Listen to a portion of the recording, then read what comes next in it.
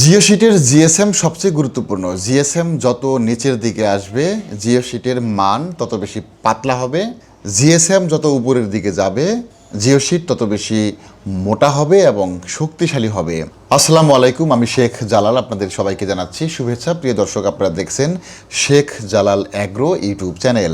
আলোচনা করব জিও শিট নিয়ে। 180 জিএসএম এর জিও শিট দিয়ে কিন্তু আপনি অবশ্যই মুরগির ঘর বা কোনো ঘরের চালে আপনি ব্যবহার করতে পারবেন না। এটি শুধুমাত্র ঘরের পর্দা হিসেবে ব্যবহার হয়। অনেকেই যারা আছেন যে কম টাকার মধ্যে জিও শিট কিনতে চান, সেক্ষেত্রে মাটি ধরে রাখার কাজে সেই জিও শিটগুলো ব্যবহার হয়। সেটি 180 জিএসএম হতে পারে, 200 জিএসএম হতে পারে, 250 জিএসএম হতে পারে।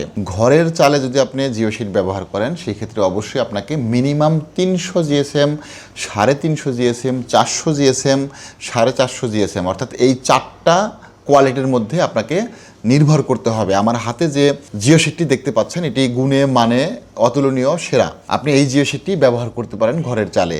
এটি হচ্ছে 400 জিএসএম এর জিও শিট। আপনারা নিশ্চয়ই ক্যামেরার ফ্রেমে দেখতে পাচ্ছেন যে 400 জিএসএম এর জিও শিটটি কত চমৎকার, কত শক্তিশালী এবং কত মোটা, খুবই পুরু। এটার ঘনত্ব অনেক বেশি, সুতার ঘনত্ব অনেক বেশি। তো আপনারা চাইলে এই 400 জিএসএম বা 450 জিএসএম দিয়ে ঘরের চালে আপনারা ব্যবহার করতে পারেন। বিশেষ করে যারা বড় বড় প্রজেক্ট করছেন, ব্রয়লার মুরগির প্রজেক্ট করছেন, 100 ফিট 200 ফিট লম্বা, পাশে 30 ফিট 40 ফিট, তাদের জন্য মূলত এই 400 জিএসএম 450 জিএসএম এর জিও শিটটি সবচেয়ে সেরা হবে। আপনারা নিঃসন্দেহে একেবারেই চোখ বন্ধ করে আপনারা চয়েস করতে পারেন। আর যদি বাজেট আপনার কম থাকে তাহলে আপনি সর্বনিম্ন 300 জিএসএম এর নিচে নেওয়াটা ঠিক হবে না। এটি আমার পরামর্শ, ব্যক্তিগত পরামর্শ। যেহেতু আমি এটি বিক্রি করি, যেহেতু খামারি বা ফার্মারদের সঙ্গে আমার সারাদিনই খামারিদের সঙ্গে কথা হয়, সারাদিনই খামারিরা আমার কাছ থেকে নানা ধরনের পরামর্শ নিয়ে থাকেন যে কত জিএসএম নিলে ঘরের চালে জিও শিটটি টেকসই হবে। আমি পরামর্শ দিচ্ছি 300 থেকে 450 এর মধ্যে আপনারা নেবেন। যদি আপনার বাজেট কম থাকে, অর্থাৎ টাকা পয়সা যদি আপনার কম থাকে, আপনি খুবই সামান্য টাকায় যদি আপনি ঘর দিতে চান সেই ক্ষেত্রে অবশ্যই 300 এবং 350। আর যদি আপনার বাজেট একটু মোটামুটি হ্যান্ডসাম একটা বাজেট থাকে, ভালো একটা বাজেট থাকে, তাহলে আপনারা 400 জিএসএম এবং 450 জিএসএম এর জিও শিটটি পছন্দ করতে পারেন।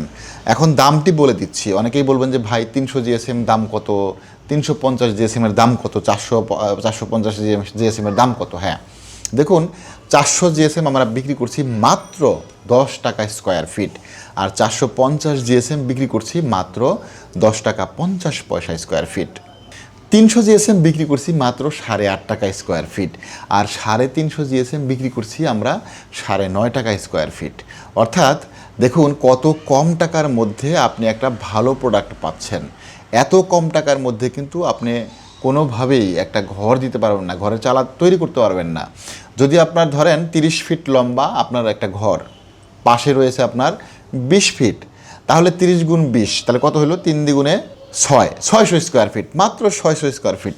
আর একটা কথা মনে রাখবেন, আমার কাছ থেকে যদি আপনারা জিও শিট ক্রয় করতে চান অবশ্যই আপনাকে অ্যাডভান্স করে অর্ডারটা কনফার্ম করতে হবে। ধরেন আপনি 8,000 টাকার মাল আমার কাছ থেকে নিলেন বা 20,000 টাকার মাল কিনলেন আমার কাছ থেকে, আপনি যদি আমাকে বলেন যে ভাই মাল পাঠিয়ে দেন, আমি টাকা দিয়ে মাল তুলে নিব, প্রশ্নই ওঠে না। আপনি যে ক্রেতা, আপনি যে আমার কাছ থেকে জিনিসটা ক্রয় করছেন, সেটা নিশ্চয়তা অবশ্যই আপনাকে অ্যাডভান্স করে করতে হবে। অর্থাৎ অ্যাডভান্স ছাড়া আমরা কোনো প্রকার মাল পাঠাই না, কোনো প্রকার অর্ডারও আমরা গ্রহণ করি না।